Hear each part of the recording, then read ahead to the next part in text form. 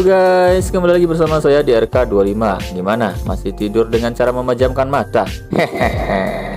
Oke, pada video kali ini saya akan merangkum film yang merupakan lanjutan dari film kisah kehidupan baginda Nabi besar Muhammad SAW yang kemarin sempat terpotong. Dikarenakan film ini berdurasi kurang lebih 5 jam, jadi mau tidak mau saya harus membaginya menjadi beberapa episode. Dan ini merupakan video part keduanya. Bagi Anda yang belum menonton part satunya, silahkan ditonton dulu supaya lebih mudeng, paham, dan mengerti alur ceritanya. Dan untuk video part satunya, silahkan cek link di deskripsi. Baiklah, tidak usah panjang lebar di awal, dikarenakan 1 jam lagi saya akan menghadiri hajatan Mang Burhan di Meksiko, dan inilah kelanjutannya. Akan tetapi, seperti biasa, jika kalian suka dengan video kali ini, silahkan kalian like dan subrek aja, biar nggak ketinggalan video menarik lainnya dari channel ini.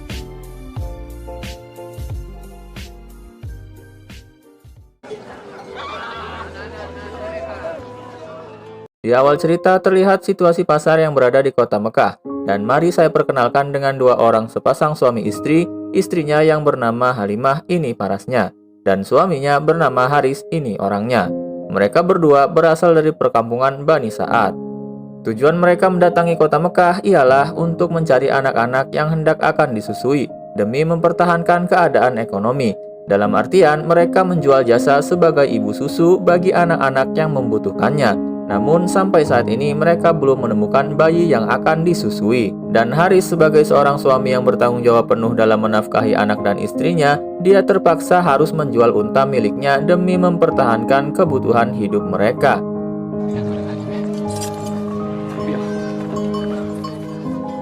Dan Haris akhirnya menemukan orang yang akan membeli untanya. Namun ketika unta tersebut akan disembelih, tiba-tiba unta itu melarikan diri dan membuat seluruh orang-orang di pasar sedikit terganggu dengan adanya unta tersebut.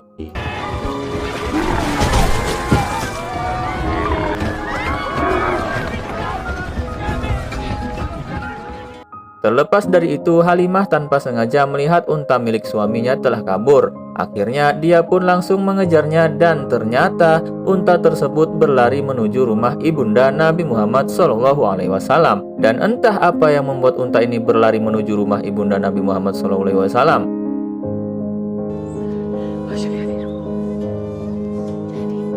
Sesampainya di sana, Halimah berusaha membangunkan untanya untuk meninggalkan tempat tersebut. Namun, tidak berselang lama, tiba-tiba Halimah disapa oleh ibunda Nabi Muhammad SAW. Ibunda Nabi yang memiliki kelembutan hati, dia pun mengajak Halimah untuk singgah dan sarapan bersama.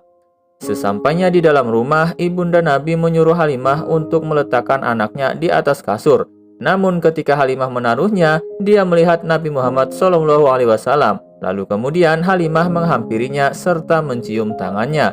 Dan dia merasakan bahwa Muhammad sedang kelaparan. Dan dia pun meminta izin kepada Aminah untuk menyusuinya. Dengan hal ini, ibunda Nabi sangat gembira jika Halimah akan menyusuinya. Di sini kita bisa mengerti dan paham bahwa yang mendorong unta mereka berlari menuju rumah ini tak lain dan tak bukan, itu merupakan bagian daripada pertolongan Allah Subhanahu wa Ta'ala. Yang dimana Aminah sendiri sedang mencari wanita untuk menyusui baginda Nabi, sedangkan Halimah sedang mencari anak yang akan disusui.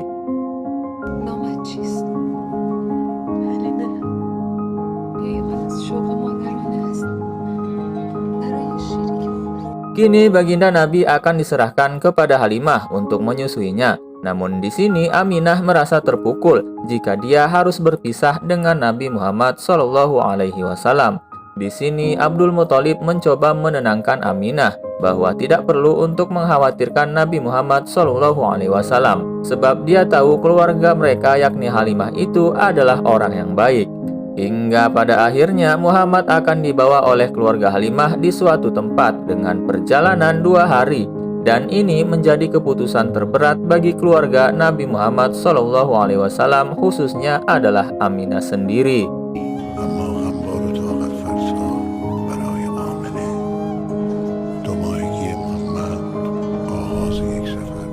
Sesampainya di perkampungan Bani Sa'ad, berbagai keberkahan senantiasa meliputi keluarga Halimah.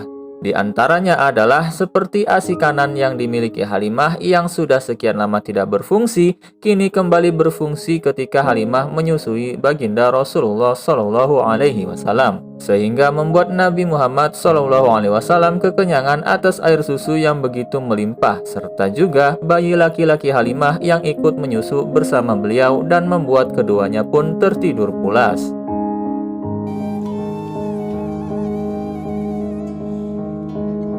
Dan sampailah pada akhirnya masa penyusuan telah selesai. Kini Halimah menyapih Nabi Muhammad SAW setelah melewati usia 2 tahun dan membawanya kembali kepada pangkuan Aminah. Karena pada saat itu Nabi Muhammad SAW sudah cukup kuat dan kokoh, sehingga mereka mengembalikan Rasulullah SAW ke kota Mekah.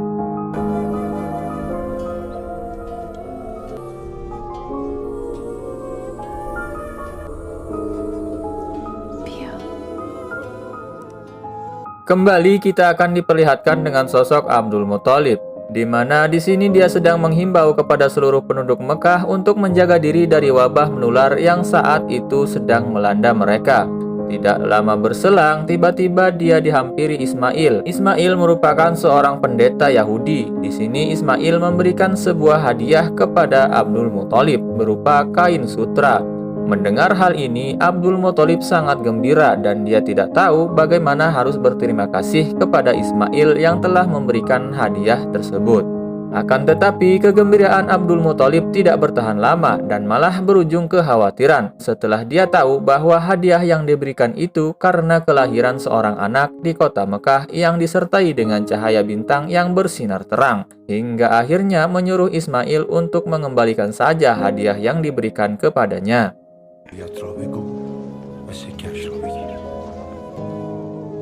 Singkat cerita, malam pun poek. Abdul Muthalib terlihat sedang mengumpulkan keluarganya. Di sini juga rupanya ada Halimah bersama suaminya, di mana Abdul Muthalib meminta kepada Aminah untuk mengiyakan instruksinya, yaitu Nabi Muhammad SAW besok harus dikembalikan lagi di perkampungan Bani Sa'ad atas kekhawatirannya mengenai pendeta Ismail yang mencari Nabi Muhammad SAW. Entah apa yang membuat para pendeta ini menemukan Rasulullah SAW, namun dengan perihal ini membuat Abdul Muthalib berasumsi jika baginda Nabi dibiarkan untuk tinggal di kota Mekah, maka hidupnya akan terancam.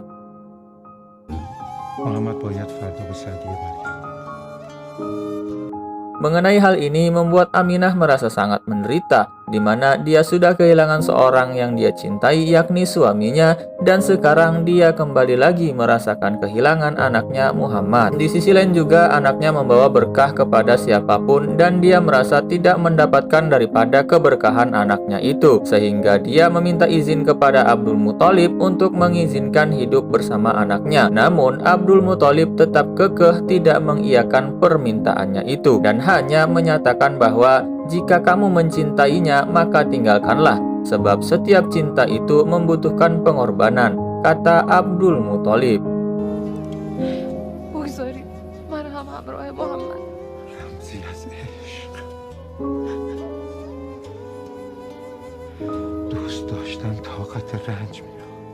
Singkat cerita, kita akan melihat manusia yang paling mulia, di mana saya, Anda, kamu, kalian, dan umat Islam di seluruh dunia yang tiap detik, tiap menit, tiap waktu, tiap saat selalu kita sebut namanya dengan bersolawat kepadanya, tak lain dan tak bukan yakni baginda Nabi besar Muhammad SAW. Terlihat dia sedang mengambil air di perkampungan Bani Sa'ad. Tak lama berselang, tiba-tiba Nabi Muhammad dipanggil saudaranya untuk melihat kondisi Halimah yang menurut mereka Halimah telah meninggal dunia. Sesampainya di sana, Rasulullah langsung memindahkan sesajen yang ada di badan Halimah yang membuat dukun ini terkejut. Lalu kemudian dia mengambil tangan Halimah yang membuat ibu susunya itu hidup kembali.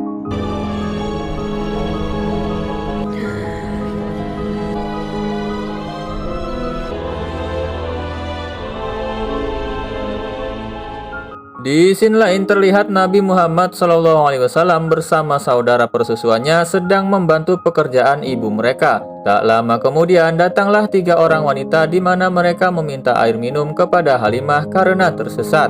Dan ternyata tiga wanita ini bertujuan untuk menculik Nabi Muhammad SAW. Dan di sini untungnya Halimah melihat aksi mereka. Dengan hal ini dia langsung menghampiri mereka dan berusaha menyelamatkan baginda Rasul dari serangan tiga wanita tersebut.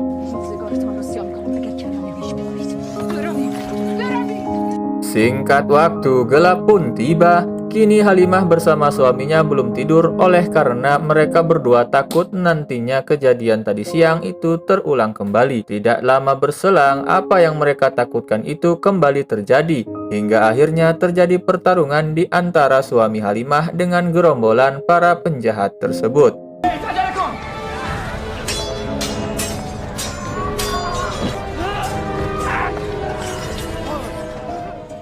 Haris pun memerintahkan kepada istrinya bahwa Nabi Muhammad SAW sedang dalam bahaya. Oleh karena itu, saya harus membawanya kembali ke kota Mekah, kata Haris. Mengenai hal ini, Halimah terlihat sangat-sangat hariwang jika dia harus berpisah dengan Nabi Muhammad SAW karena begitu cintanya kepada Rasulullah SAW. Selain itu, karena selama mereka merawat Nabi Muhammad, dalam rumah tangga mereka selalu mendapati keberkahan, dan inilah yang membuat Halimah sangat terpukul untuk berpisah dengan Nabi Muhammad SAW.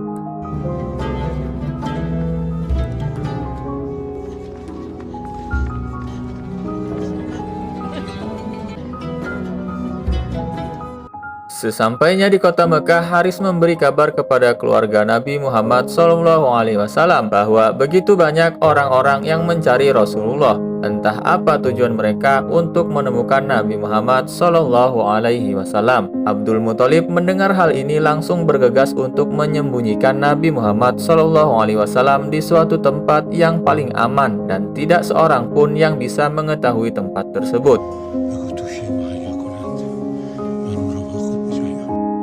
Dan mari saya perlihatkan tempat tinggal Nabi Muhammad SAW yang begitu jauh dari hiruk-pikuk pedesaan. Ini kakeknya, yakni Abdul Muthalib, menjenguknya dan mengatakan bahwa ia sangat berterima kasih kepada Nabi Muhammad SAW atas kesabarannya yang telah merasa nyaman dengan tempat tinggalnya. Meskipun tempat ini terlihat jauh dari hiruk-pikuk pedesaan, namun Rasulullah nyaman dengan tempat yang sudah ditentukan oleh kakeknya itu.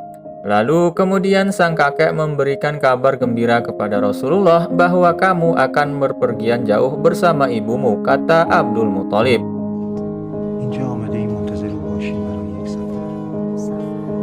Singkat cerita, kini sudah 2 tahun Nabi Muhammad tinggal bersama sang ibu dan keluarganya.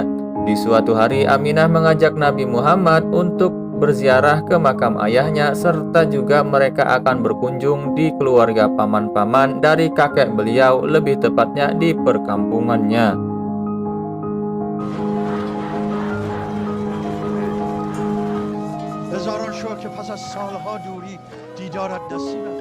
Sesampainya di sana, Aminah menunjukkan makam ayah Nabi Muhammad SAW, yakni Abdullah bin Abdul Muthalib.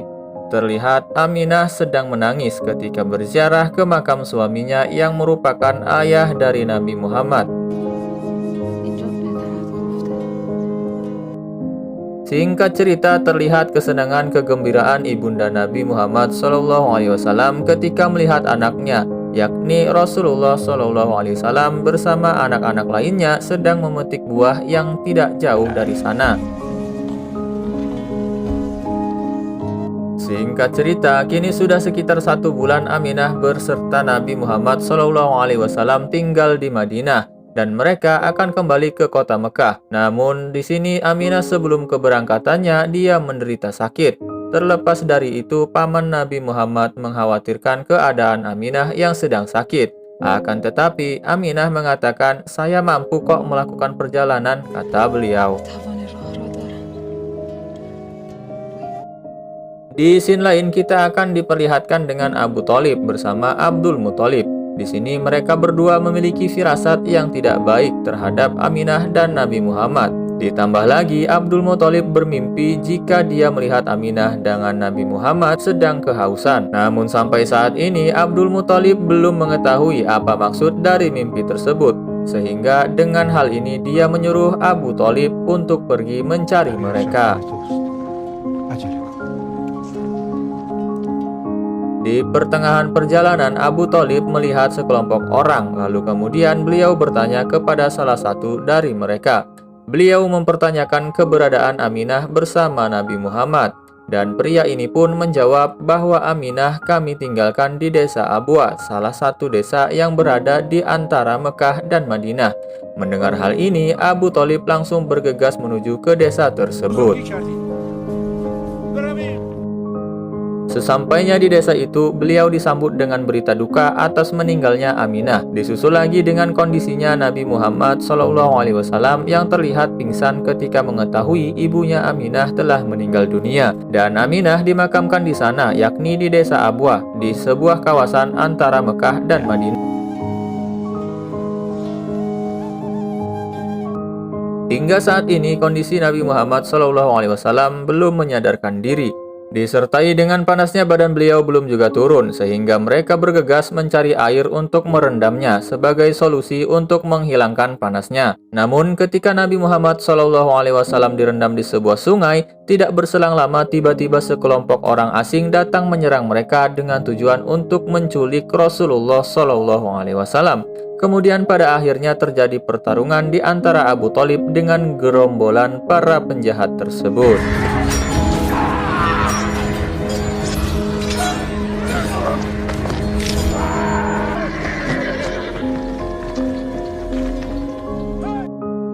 Singkat waktu, Abu Thalib bersama gerombolannya sampai di kota Mekah, membuat seluruh penduduk Mekah menangis setelah mengetahui ibunda Nabi Muhammad SAW telah meninggal dunia. Terlepas dari itu, Abdul Muthalib juga ikut merasakan kesedihan dengan adanya peristiwa tersebut, dan ini merupakan arti dari mimpi Abdul Muthalib yang saya katakan dari scene sebelumnya.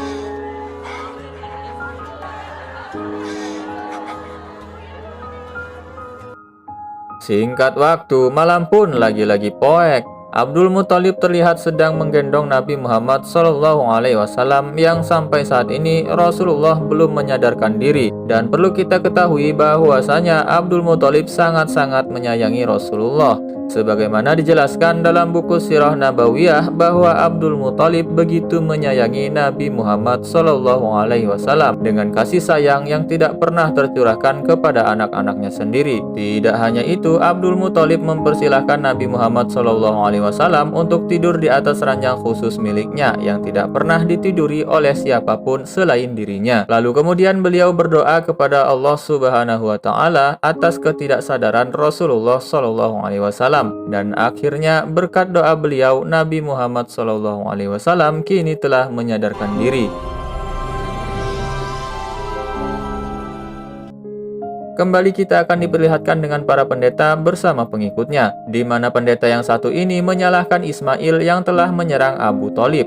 Apakah agama kita melarang orang-orang mereka untuk berdagang hidup bersama kita? Saya kira bukan begitu. Akan tetapi kita harus menciptakan kedamaian, ketentraman hidup rukun dan tidak bermusuhan, kata pendeta ini. Satu lagi yang dia katakan bahwa kalian terlalu takut kepada Allah Subhanahu wa Ta'ala, maka kalian tidak layak memakai pakaian agama ini. Dan juga atas kelakuan kalian ini telah membuka pintu neraka jahanam untuk kita, kata pendeta yang baik hati ini.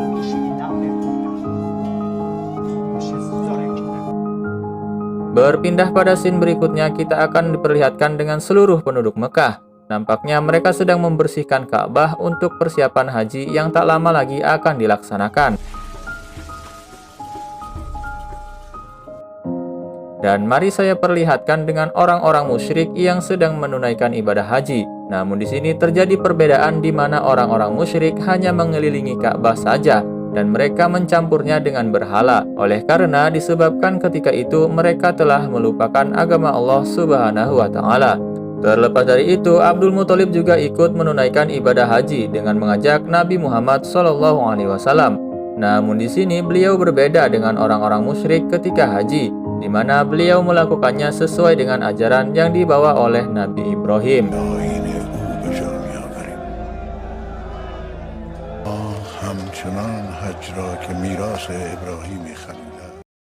Di tengah-tengah Abdul Muthalib sedang menunaikan ibadah haji dengan mengelilingi Ka'bah, Tiba-tiba dia merasakan kelelahan dan membuatnya pingsan saat itu juga.